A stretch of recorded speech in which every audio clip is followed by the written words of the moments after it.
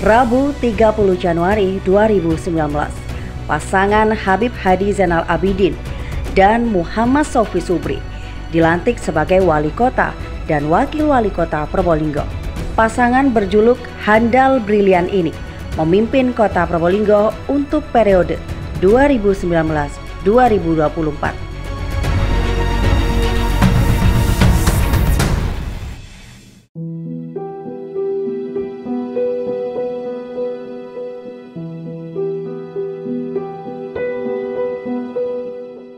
Namun, Rabu 9 Desember 2020, Kota Probolinggo berduka.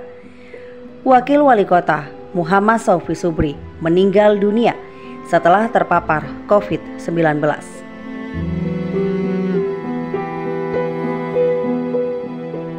Sejak itu, Wali Kota Habib Hadi Zainal Abidin sendirian memimpin Kota Probolinggo.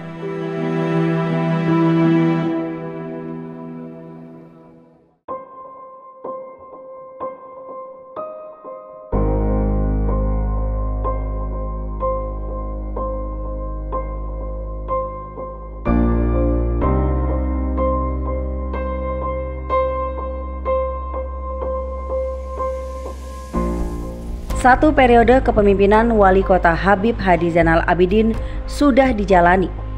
Prestasi-prestasi diraih, kekurangan-kekurangan pun berusaha diperbaiki. Di ujung masa jabatan periode pertama Habib Hadi Zainal Abidin, ada satu pertanyaan menggantung. Apakah Habib Hadi akan kembali nyalon wali kota dalam Pilkada Kota Probolinggo 2024?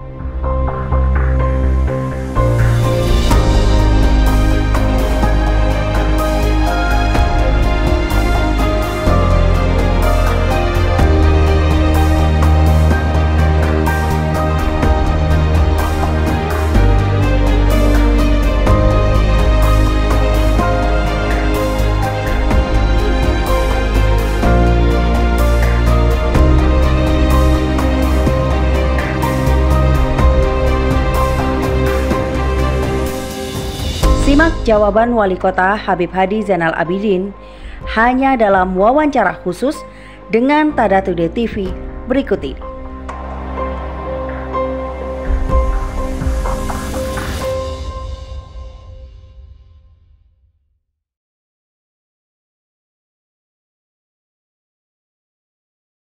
Pak Wali, bagaimana kabarnya ini Pak?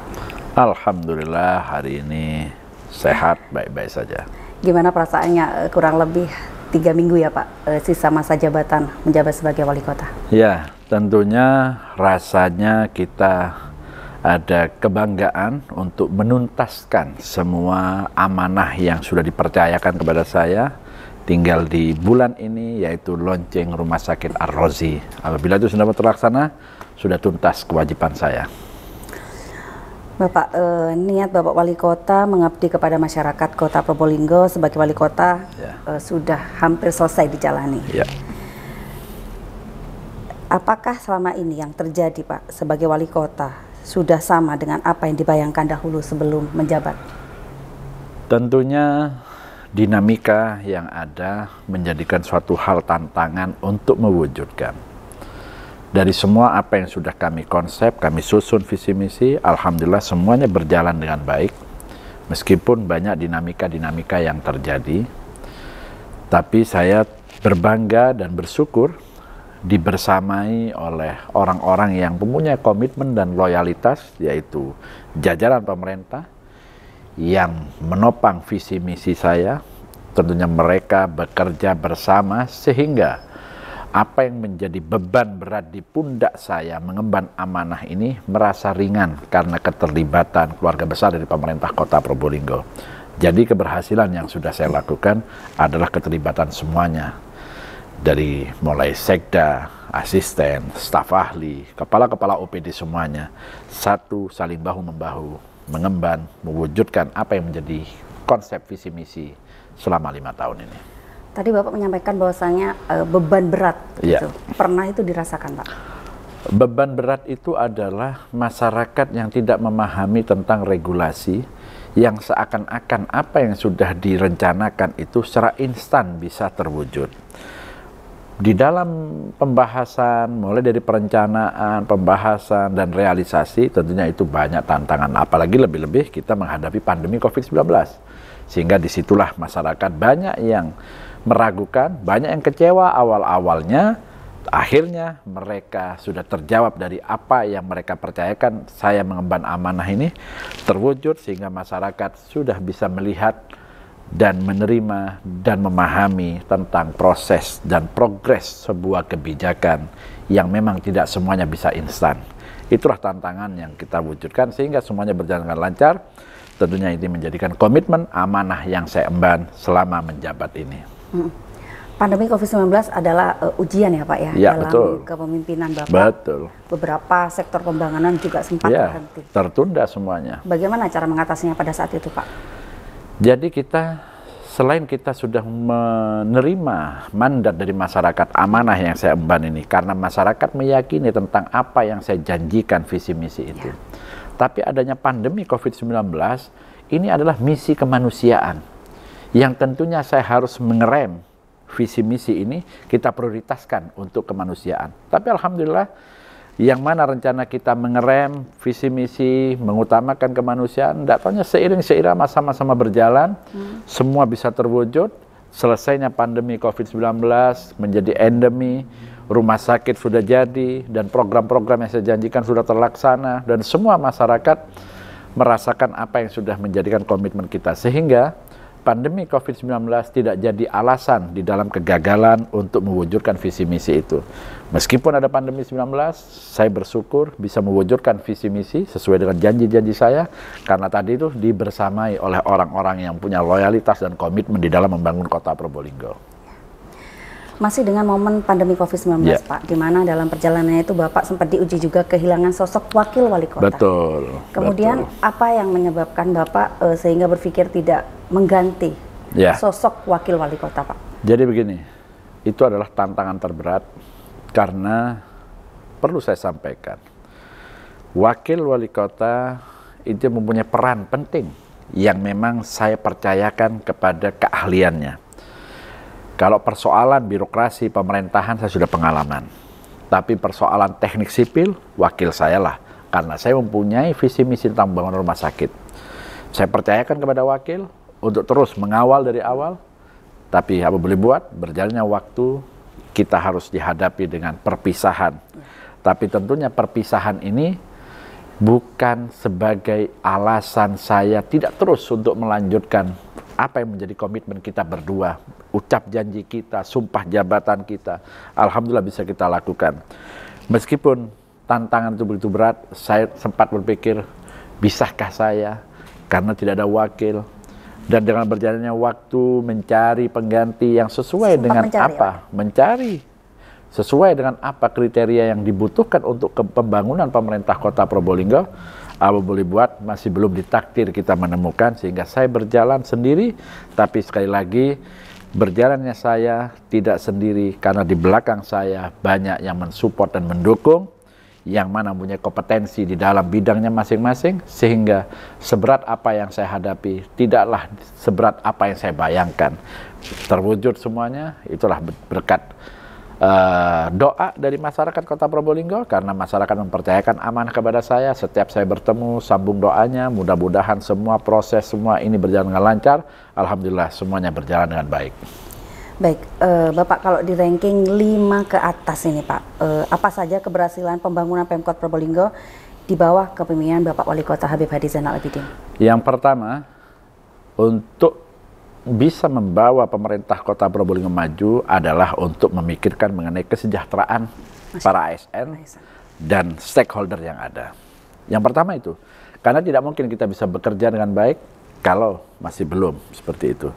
Untuk reformasi birokrasi, kehadiran pemerintah, kebijakan dan lain-lainnya tentunya kita utamakan itu lebih dahulu. Selain itu juga kebijakan-kebijakan tentang pembangunan.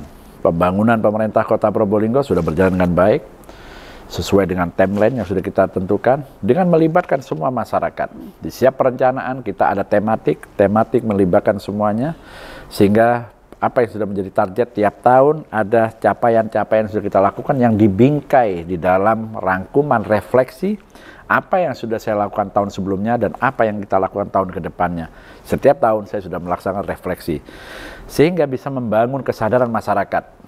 Lah, membangun kesadaran masyarakat, pemahaman masyarakat ini sangat berat kalau tidak kita wujudkan. Karena apa? Sebagus apapun program pemerintah yang dilakukan, tanpa ada pemahaman dari masyarakat, mustahil masyarakat bisa merasakan dan memahami tentang apa yang menjadikan itu. Sehingga pengembangan ke depannya adalah mengenai potensi-potensi yang bisa dikembangkan oleh pemerintah kota. Dan alhamdulillah kebijakan-kebijakan yang sudah menjadi janji-janji, pendidikan gratis, juga ada seragam, ya. Waktu pandemi direfocusing anggarannya, sekarang sudah kami beri juga seragam. Terus ada UHC, BPJS Kesehatan bagi masyarakat Kota Probolinggo, ambulan kesehatan di setiap kelurahan sudah kita siapi fasilitasnya. Ada call center 112 melayani masyarakat dari semua aspek kebutuhan masyarakat kegawat daruratan non bencana. Terus pembangunan infrastruktur, dan yang paling utama adalah pembangunan rumah sakit Ar-Razi yang sudah sempat 12 tahun terhenti sehingga masyarakat pesimis terhadap janji visi misi terhadap pembangunan rumah sakit Ar-Razi ini. Alhamdulillah semua sudah terbukti dan masyarakat melihat dari hasil, memberikan suatu apresiasi kepada saya. Saya sampaikan masyarakat, ini bukan semata-mata saya, ini adalah berkat doa yang utama, yang kedua ikhtiar dari yang ada di belakang saya, OPD-OPD terkait. Perjalanan peran sebagai wali kota sudah ada di ujung ini, Pak. Apa yang ada di benak sosok Habib Hadi ini? Lega atau mungkin atau masih kurang lega karena masih ada problem-problem yang belum terpecahkan? Dalam satu sisi ada kepuasan, bangga karena semua sudah tercapai. Karena kalau masih belum ada yang tercapai, pasti ada masih beban di dalam pikiran saya. Tapi semua sudah tercapai. Untuk menyempurnakan semuanya, tentunya ini butuh penyempurnaan. Misalkan contoh, pembangunan rumah sakit Ar-Razi yang sudah ada, sudah jadi. Tinggal kita mengembangkan rumah sakit Dr. Muhammad Saleh untuk kita tingkatkan ke pelayanan-pelayanan lebih khusus spesifik. Adanya rumah sakit ibu dan anak, adanya rumah sakit khusus kanker, adanya rumah sakit khusus jantung.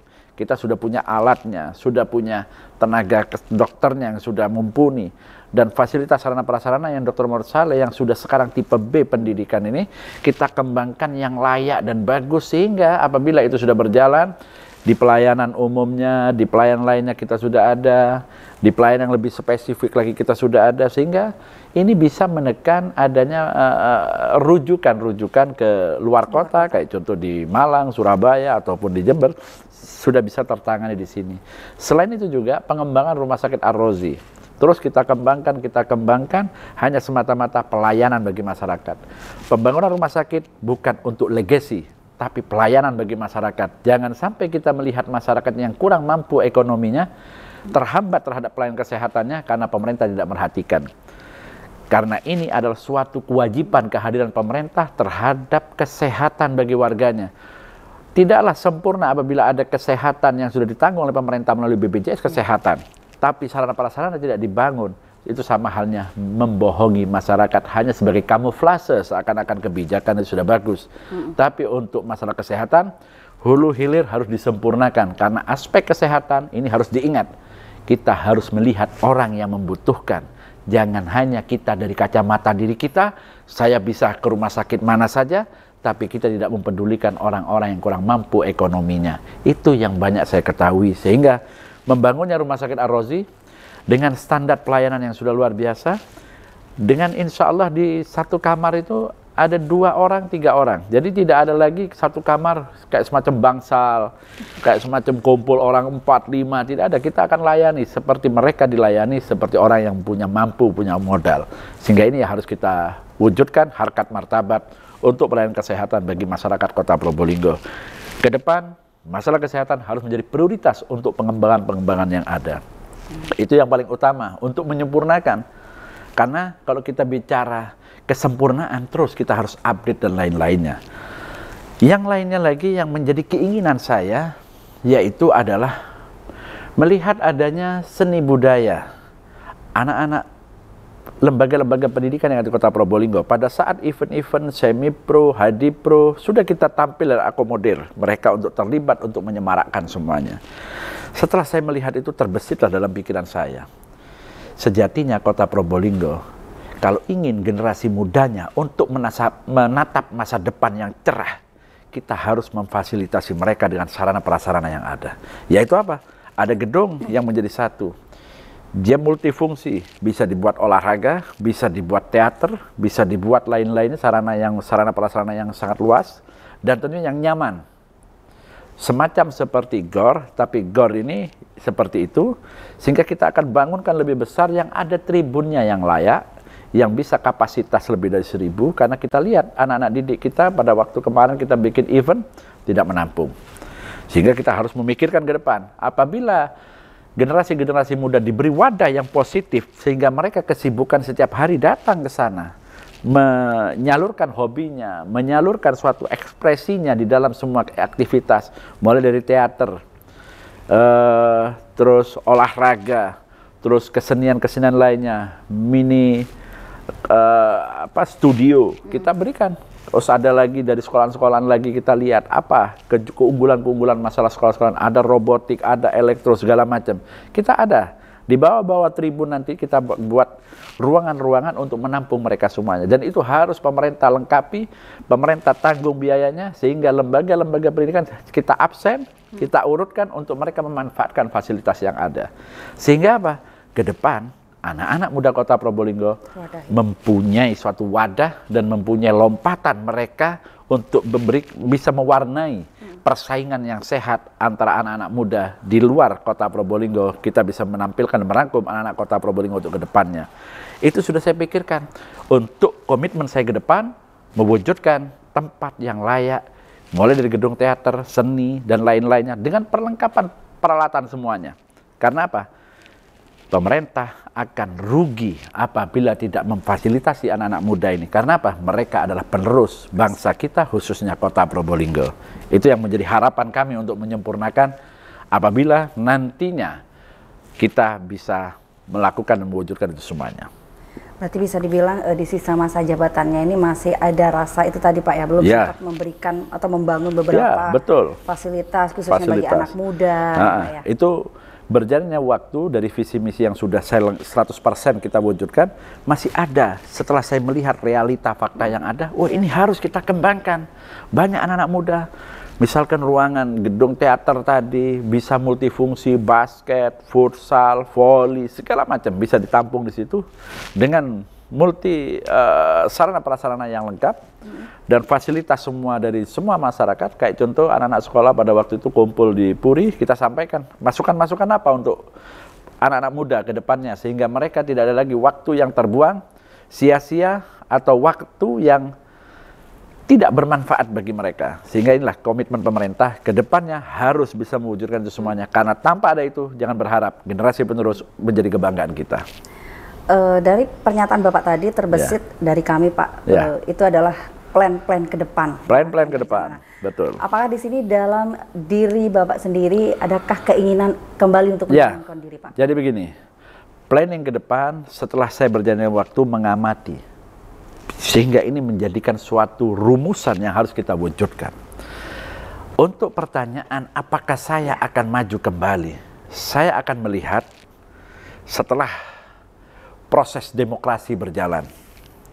Saya akan mengukur dari harapan dari masyarakat.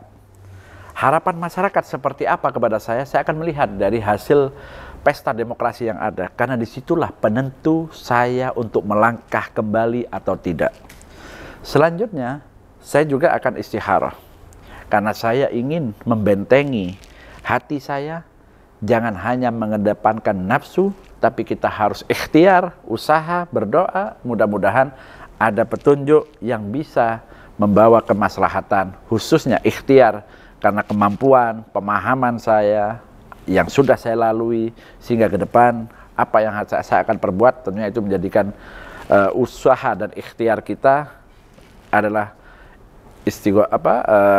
istikharah lebih dahulu untuk menentukan maju atau tidaknya. Sebelum itu, tanggal 14 Februari penentu bahwasanya masyarakat berharap saya untuk kembali memimpin Kota Probolinggo atau tidak, tergantung dari itu. Berarti masih iya atau tidak ini Pak ya, masih tanda tanya ya Pak? Kita kembalikan kepada masyarakat, amanah yang kami berikan sudah tuntas, sudah selesai saya emban, saya kembalikan kepada masyarakat. Apa harapan masyarakat kepada saya? Kita lihat hasilnya. Begitu hasilnya pada saat pesta demokrasi ini memberikan suatu harapan, mendorong saya sehingga harapan masyarakat kepercayaan kepada saya sangat tinggi, sehingga itu menjadikan saya untuk mempunyai semangat kembali dan istikharah untuk menentukan apa yang menjadi keputusannya. Berarti tidak hanya istikharah secara pribadi, betul, ada peran keluarga juga ya, betul. Pak ya? Apakah dibutuhkan nantinya izin termasuk dari keluarga? Jadi kalau saya selama ini kalau lagi ngobrol berdua sama istri, saya ngomong, insya Allah sudah cukup ini sudah. Ya. Istri saya bilang, kan ini masih belum tuntas, masih ada yang harus dilakukan, kita istikharah dulu. Itu yang sudah saya sampaikan.